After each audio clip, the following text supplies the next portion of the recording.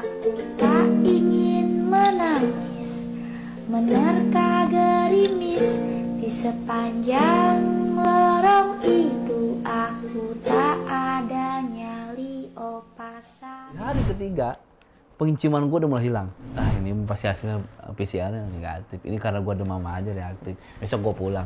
Gue gituin. Ternyata besok gue semakin down. Makin down. Karena dengan Sampai gue tuh nggak mau bersosialisasi lagi. Asli.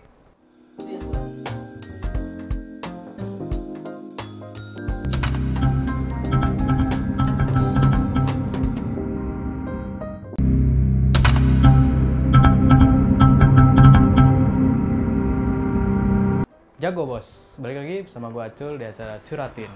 Nah kali ini bintang tamu sebenarnya gue bosen sih ngundang dia kesini mulu. Cuman dia ada cerita menarik nih, kenapa dia gue undang kesini. Ya langsung aja nih, pasti kalian udah udah familiar dengan wajah dia. What's up guys? Kenalin gue Nandi. Gua Bukan. Gue bakal ceritain film yang kalian malas nonton. Beda. Gue Doci, kalian pasti belum tahu. Gue Doci di sini diundang sama Acul. Katanya kenapa sih lu udah lama nggak muncul ya? Iya. Udah lama kan? Ya. Ada dua minggu lebih gue 2 nggak minggu. muncul. Dia nanya, lu kemana? Gue sih sebenarnya nggak mau jawab ya, karena ini rahasia keluarga. Cuman mudah-mudahan Jadi ada pelajaran. manfaatnya buat orang-orang yang nonton Curhatin dari episode pertama sampai sekarang. Nah ya, itu lu kemana selama 2 minggu? 2 minggu itu sebenarnya gua sakit, Pak. Sakit apa nih? Nah, ini Mbak, ini lucu nih. Sempet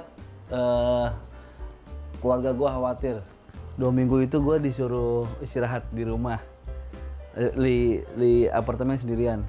Jangan-jangan lu Ya, terkena? lu udah tahu sebenarnya kan. Mm-mm. Curiga lu pasti kan, kok gua nggak ada kabar. Di WA sama anak-anak pun gua nggak Nggak balas. balas karena nggak ada kuota ya pas itu? Ya ada. Oh, ada. Kira nggak ada kuota. ada kota. Kebetulan memang gue lagi nggak mau diganggu dan moodnya pun hilang sebenarnya. Mood bercanda hilang, nafsu makan hilang, nafsu gerak hilang, apalagi nafsu yang lain. Itu sama iya. sekali tidak ada. Jadi Anda nafsu apa aja nih? Nafsunya pada saat itu cuma satu, Apa itu? pengen kembali normal seperti sebelum gue terkena virus itu. Dan gue disuruh istirahat 2 minggu. Kebetulan waktu itu pada saat gue di swab antigen memang reaktif. Reaktif. Di hari di demam hari kedua ya. Karena Iya. hari pertama gue kira demam biasa, gue minum obat, gue kira bakal sembuh. Ternyata gue tidak. makin naik panasnya, kira-kira waktu itu 38,9. Pokoknya sekitaran 38,8, 38,9, 38,7, lumayan tinggi. Gue ngerasanya badan gue biasa nih Pak. Cuman kok demam suhu badan gitu. iya. Iya, kok demam, lama-lama dari lutut ke bawah ngilu. Ngilu kemana? Ngilu tuh linu ya? Linu. Iya, linu gitu. Sampai lama-lama ke atas. Kok gue kayak mau tipes gitu, gimana sih? Iya. Kayak mau tipes, akhirnya gue putusin besokannya buat Swab swab antigen. Karena yang swab 2 hari sebelumnya itu gue negatif. Negatif, Sama jadi kalian aman. itu, Iya. yang sama kalian itu semua. Nah ternyata pas Pas gue hari swab itu ketiga reaktif. baru. Gue tadinya mungkin karena badan gue lagi demam kali ya, pasti reaktif. Pas di PCR, kan hasilnya 24 jam. Terus besokannya pas kira-kira jam 10 atau jam 11, gue dapat hasilnya, ada kirim PDF ke gue lewat WhatsApp. PDF hasil dari PCR. Ternyata positif, dan itu gue dalam keadaan sudah di apartemen. Karena ngelihat kemarinnya swab antigen reaktif, gue Reaktif, langsung isolasi. khawatir takut ngepaparin ke kalian kan. Makanya gue nggak ke kantor. Tapi lu sempet nyentuh gua kan? Di mana ya? Pas pagi-pagi lu. Nah, bangun itu kan tidur. belum di swab antigen. Oh. Tapi virusnya udah ada kan? Udah ada. Itu dari kemarin tuh, makanya bini gue kok nggak kepapar. Padahal dia ngurusin gue sakit sebelum gue swab sehari itu. Karena memang kalau lagi demam semua drop kan. Nah, besokannya kan gue antigen ternyata reaktif, gue langsung putusin ke apartemen. Kebetulan apartemen gue yang di sini dikasih sama ada pokoknya Sultan Karawang, luar biasa. Bukan dikasih sih, suruh bersih-bersihin. Suruh ngurusin. Suruh ngurusin, bersih-bersih di situ daripada kosong. Nah, akhirnya gue isoman di situ. Tadinya gue punya pikiran PCR pasti negatif karena gue swab antigen pada saat demam. Iya. Ternyata di PCR bikin gue makin ngedrop ya, makin ngedrop. Panas gue tadinya 38,7 waktu itu pas hari itu paginya. Karena pas gue lihat hasilnya jadi 38,9. Oh, makin naik ya? Makin naik. Dan ini semakin pegelinu dan semuanya. Akhirnya gue dikasih obat-obat yang disaranin sama saudaranya bini gue tuh, ada suster di Bandung. Makasih banget sudah memberikan saran dan masukan. Saran obat ya. Iya. Dan salahnya gua di situ, gua minum sekaligus 6. Oh, over. Keluarlah bintik-bintik kan, bintik-bintik merah. Gua kira gua DBD. Enggak. Ternyata enggak ada. itu. Kenapa lu motivasi lu minum obat langsung sekaligus 6? Pak, gua tuh pengennya tiduran terus. Jadi, jadi makan pun itu nggak ada nafsu sama sekali. Cuman karena gua harus minum obat, gua paling makan roti 1 suap. Oh, jadi itu. Udah gua buang. Biar lu nggak minum obat lagi gitu ya. Langsung tidur. Ternyata gua makin meriang, makin lemes gitu. Gitu kan ya. Kok makin iya, karena nggak ada yang ngasih tau gua. Ternyata kata bini gua harus 1 jam minumnya. Ya masih efisien, cuman ya, otaknya deng. Ya memang Bapak belum ngerasain. Iya. Kalau Bapak ngerasain apa yang saya rasain, insya Allah. Sebenarnya kalau misalkan kayak gitu itu kayak sakit biasa. Orang pasti pengen sembuh dan tidak tidak nafsu untuk melakukan suatu hal lainnya gitu kan.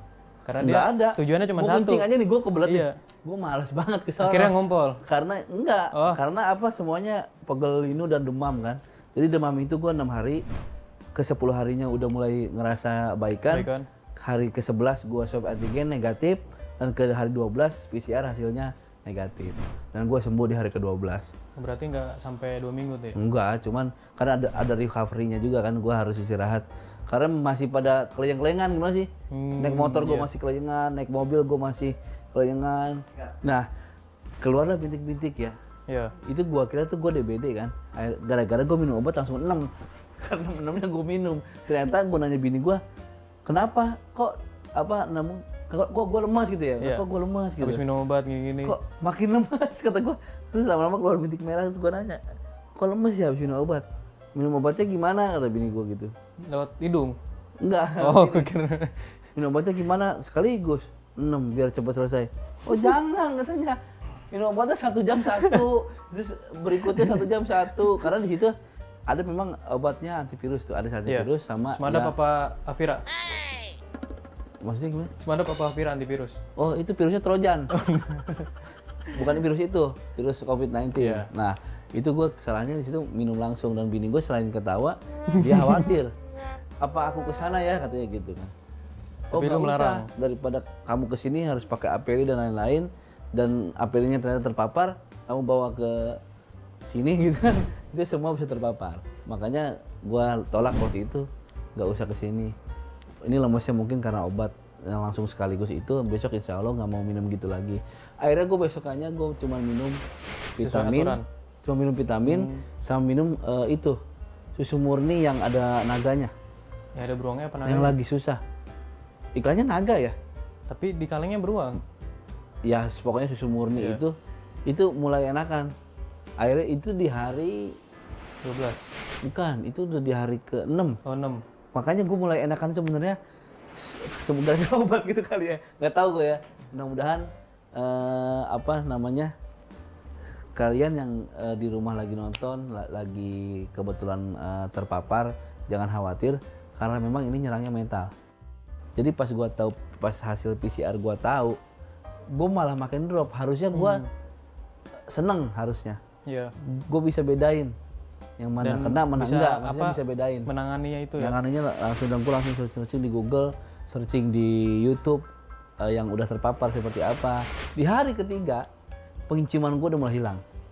Jadi lu nggak bisa nyium? Nggak bisa nyium dan nggak bisa ngerasain makanan sama sekali. Dan setelah gue cari-cari, ternyata harusnya gue senang pada saat penciuman gue hilang. Ternyata itu buat ngebedain COVID ringan dan COVID berat. Yang berat nggak bisa nggak hilang penciumannya. Tapi tetap ada. Tapi gitu. ada sesak napas. Sesak napas pendek bunyinya. Nah itu, alhamdulillah gue nggak ada sesak napas. Disturasi oksi atau ukur oksi itu gue aman 96. per 105. Jadi kalau di bawah 90 itu udah sangat mengkhawatirkan ya. Iya, maksudnya udah ngap.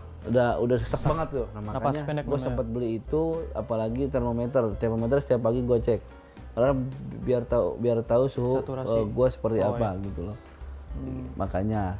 Nah, khawatirnya pada saat penciuman gue hilang tadinya. Oh, beneran COVID nih gue nih. Tadinya hari pertama gue masih ketawa-tawa tuh sama bini gue, video call. Karena dipikir sakit biasa. Ah, ini pasti hasilnya PCR-nya negatif. Ini karena gue demam aja reaktif. Besok gue pulang. Gue gituin. Ternyata besok gue semakin down. Karena dengan hasil PCR-nya di situ positif. Nah gitu. Karena hilangnya mental cuy. Kalau lu tahu gue kenapa nggak pernah balas WA lu pada, nggak pernah mau video call sama video call sama lu pada. Gue tuh karena di situ nyerang mental. Sampai gue tuh nggak mau bersosialisasi lagi. Asli. Itu yang gue rasain ya. Mudah-mudahan yang di rumah rasain atau yang lagi ada di Wisma Atlet, mudah-mudahan mereka di Wisma Atlet kan banyak temennya, enak. Gue bener-bener sendiri. Soalnya biasanya kalau gue sakit tuh gue diurusin istri gue atau orang tua gue pada saat masih bujangan. Jadi sendiri. Jadi gitu. Tapi kan banyak nih ya anak Eric King yang sempat ngubungin lu. Banyak. Nah, itu kakak gue juga ngubungin. Mak gue, adek gue, bokap gue. Lu tahu nggak? Pas lu nggak balas itu mereka pada khawatir sebenarnya. Oh itu gue nggak tahu kan. Gue nggak dikasih tahu. Dan sebenarnya anak Eric King tuh bisa tahu kondisi lo dengan cara pas istri lo nelpon video call. Itu doang, karena nggak ada cara lain kan. Mau telepon, mau video call, mau chat juga. Iya, gue angkat. Iya, nggak gue balas, gue angkat. Cuman bini gue doang yang gue angkat karena dia yang nganterin makanan, dia yang nganterin obat, dia yang support gue. Udah jangan sedih karena tiap malam itu Cul, itu gue ngeluarin air mata, sedih. Ingat dosa apa? Banyak. Ingat dosa, ingat bokap gue, ingat nyokap gue. Karena waktu itu bokap gue sempat kena.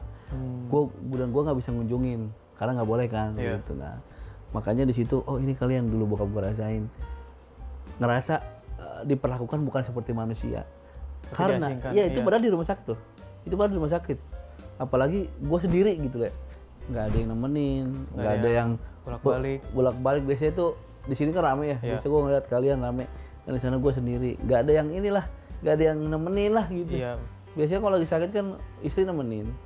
Tapi karena COVID-19 ini jahat, menyerangnya tuh sangat ini ya. Menyerang mental Pak, itu menyerang mental. Gue tahu kalian khawatir, karena bini gue sering ngomong. Iya makanya. Balas ini gini, si ini nanyain ini, udah nggak usah. Bilang aja gue nggak kenapa-napa. Padahal gue di situ lagi panas, lemes. Oh banyak deh rasanya. Iya makanya. Mimpi macam-macam tuh. Dan dari istri doang yang kita tahu dari kabarnya gitu. Emang yang gue lihat sih dia doang yang tulus. Yang lainnya? Yang lain kan gue nggak bisa tahu. Saat gue sakit mah kalian tetap bercanda karena sama teman-teman kalian. Kalau bini gue enggak. Bini gue bener-bener ngurusin gue, nanya setiap sejam sekali nanya gimana keadaannya seperti itu. Kalau kalian kan nanyanya jarang. Dan itu pun gue nggak mau balas. Ya iya makanya itu. Iya, jadi buat apa nanya lagi? Jarang. Gitu. Yang baik itu ada hari pertama gue di video call sama Pak Reja sama Pak Mak, itu yang baik itu orang kayak gitu. Dia langsung itu lu mau ngangkat. Apa yang dirasain, ada gejalanya apa, dia langsung nanya. Enggak, itu lu mau ngangkat. Mau. Kenapa yang lain? Hari pertama Pak ya. Hari pertama itu tanya nih. Berarti kita harus hubungin lu pas hari pertama. Bukan, kan gimana sih? Mood itu hilang pada saat gue tahu di PCR ternyata positif di situ. Abang gue nelpon di hari keberapa? Pas gue lagi ngedon yang gak gue angkat, adek gue aja, adek gue mau udah ngerti, dia nggak nanya apa-apa, cuma nanyanya ke bini gue gitu. Gue juga nggak hubungin lu kan? Enggak. Karena gue tahu pasti nggak bakal balas. Tahu dari mana? Tahu, karena dengar dari omongan anak-anak pas setiap ngechat lu atau nelpon lu. Si Reja, terus si Reja terus dia hubungin, gimana keadaannya? Gak gue balas, terus dia video call kan berkali-kali. Ya diangkat kan? Gue angkat. Iya. Karena keadaannya gue lagi gak mau diganggu sama siapapun. Karena gue bentuk perhatiannya ke lu dengan cara nganterin bini lu langsung. Iya sih, bini gue ngomong, kan gue bilangin sama Acul makasih. Nggak, tapi jujur ya, menurut gue sebenarnya virus COVID ini tidak boleh diremehkan ya. Oh, sangat tidak boleh. Maaf, ini serius. Ini bukan kata orang kan konspirasi. Kata gue ini serius penyerang tubuh gue asli. Iya. Dan cuman kita juga harus selalu jangan berpikir negatif ketika kita sudah terpapar. Karena ya virus COVID ini sama kayak sebenarnya kayak sama kayak DBD. DBD kan juga mematikan sebenarnya. Mematikan, tapi kayaknya tidak seseram COVID gitu loh. Iya, cuman karena DBD isu-isunya dan berita mengerikannya sudah hilang. Sudah hilang. Orang-orang kalau misalkan kena DBD tinggal biasa. Iya, biasa aja. Tinggal dirawat. Jadi mentalnya tuh nggak kena gitu kan. Kalau COVID ini di berita digembor-gemborkan sekali kan. Karena itu sih Pak, mengerikannya kena COVID pasti die gitu, pasti dead. Jadi orang yang terpapar COVID atau tertular COVID padahal nggak semuanya meninggal kan? Iya langsung. Bahkan yang divaksin pun ada yang meninggal. Nah, itu dia. Padahal divaksin itu pengennya kita nggak kena. Tubuh. Iya. Ternyata kita ada yang meninggal. Itu vaksinnya bukan Sinovac ya, vaksin ini apa? Vaksin apa tuh? AstraZeneca. Apa sih lupa gua namanya? Ya bukan itulah. Ya itu nanti ada di sini. Ya. Itu lagi diotopsi, digali lagi. Iya, karena vaksin ini belum benar-benar digali lagi, bener. Mayatnya digali lagi. 100% ini ya. Ya nggak tahu ya kalau itu yang buat siapa. Boleh kalian tidak percaya, boleh kalian percaya. Tapi maaf banget, kalian harus menjaga protokol kesehatan. Sumpah deh. Mau yang kena atau nggak kena, soalnya ada yang kena tapi menularkan, tapi dia nggak ada gejala. Ada gejala. Iya, temen gua ada di kantor.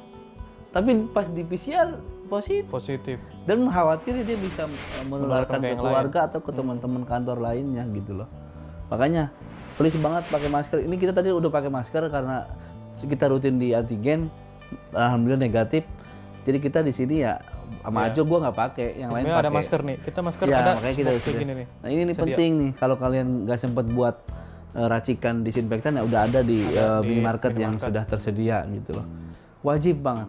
Sumpah ini bukan bercanda. Jadi harapan lu buat Indonesia nih, depannya gimana? Pandemi ya, Indonesia. Di pandemi COVID. Udah hampir 2 tahun ya? Iya, 2 tahun. Harapannya, lu pernah dengar gak sih negara tetangga kita? Singapura? Ya. Himbau masyarakatnya supaya nganggap virus ini biasa kayak flu gitu. Malah kan mereka ingin mendekatkan diri dengan virus ini, maksudnya biar mereka tuh nggak panik. Ya, sistem imun mereka udah kebal dengan virus ini. Karena mereka sudah hampir semuanya divaksin ya, maksudnya orangnya pada nurut. Kalau disuruh vaksin ya vaksin. Karena sudah terbukti influencer duluan yang divaksin, waktu itu Raffi Ahmad dan Bapak Presiden tercinta kita pun sudah duluan. Apa yang dikhawatirkan? Kemudian mereka semua. Nah justru berita-berita yang sampai meninggal lah divaksin, sampai itu harusnya badannya demam, ngapain diberitain? Kalau lu inget tahun 90-an sebelum ganti presiden ya, sebelum B.J. Habibie naik karena gantiin itu, semua berita-berita tentang seperti itu tuh tidak ada. Tidak ada. Berita luar negeri mancanegara pun kita nggak kedengaran sama sekali ke mancanegara, mau beritanya kayak apapun. Tapi yang bagus-bagus kita up. Sampai kita dibilang macan Asia. Saya setuju pada saat itu, tapi bagusnya pada saat itu kriminal sedikit. Karena preman-preman tuh Pak ditebas, hilang, nggak ada. Sampai yang tatoan pun tuh nggak ada. Sekarang bebas satu seni. Nah itu. Makanya bedanya dulu dengan sekarang. Harapannya Indonesia hampir 2 tahun ini pandemi ya, apalagi sekarang lagi PPKM. Buat pedagang kecil sih gua sangat prihatin sebenarnya. Cuman ini kebijakan pemerintah, kita harus ikutin. Mudah-mudahan COVID ini yang terpaparnya semakin sedikit karena kita udah coba PPKM, dan mudah-mudahan hasil dari PPKM ini ada progresnya yang bagus ya. Mudah-mudahan harapannya sama masyarakatnya juga ikutin lah prokes, ikutin saran dari pemerintah, karena ini buat kita juga.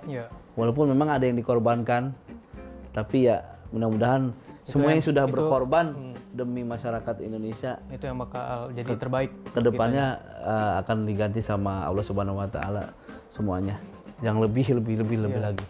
Karena gue sendiri lihat di negara-negara lain seperti contohnya di Amerika, itu pas kemarin-kemarin tuh sempat ngadain konser di jalan New York. Udah mulai. Dan di Eropa pun sudah banyak penonton. Iya, sudah banyak penonton karena negara-negara itu tuh taat ya masyarakatnya. Memang udah lebih dari 50% divaksin udah boleh berarti. Iya, udah boleh. Nggak pakai masker gitu.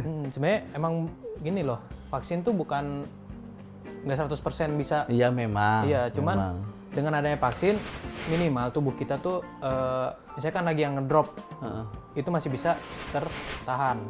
Ya. Atau misalkan ya karena udah dikasih kekebalan lah. Iya, kekebalan tubuh. Dan suges juga, Pak. Iya, suges sih. Suges. Itu. Enaknya tuh di sugesnya. Oke, mungkin bagi gua pesan buat viewers Eric King, kalian jangan menganggap remeh virus ini ya. Kalian tetap taati peraturan protokol kesehatan dengan cara memakai masker dan menghindari kerumunan. Dan saat ketika kalian itu terserang atau terkena COVID ini, tolong jangan panik karena banyak yang sembuh ya.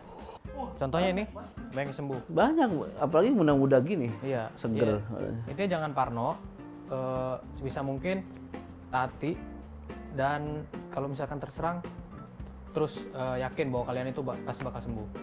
Karena bener jujur COVID ini menyerangnya mental. Jadi mental kalian semakin down menjadikan suges di kalian dan imun kalian pun makin turun. Karena ya itu tadi tubuh kita tuh secara nggak langsung ya dikendalikan oleh pikiran kita. Kalau pikiran kita negatif, tubuh kita bakal merespon negatif juga. Udah mungkin segitu aja cerita dari Doci yang alumni COVID nih ya. Oke, pokoknya tetap patuhi protokol kesehatan, menjalankan 5M, yaitu memakai masker, mencuci tangan, menjaga jarak, menghindari kerumunan, dan membatasi interaksi antar manusia. Oke, terima kasih dari gua, Eric King. Jago bos.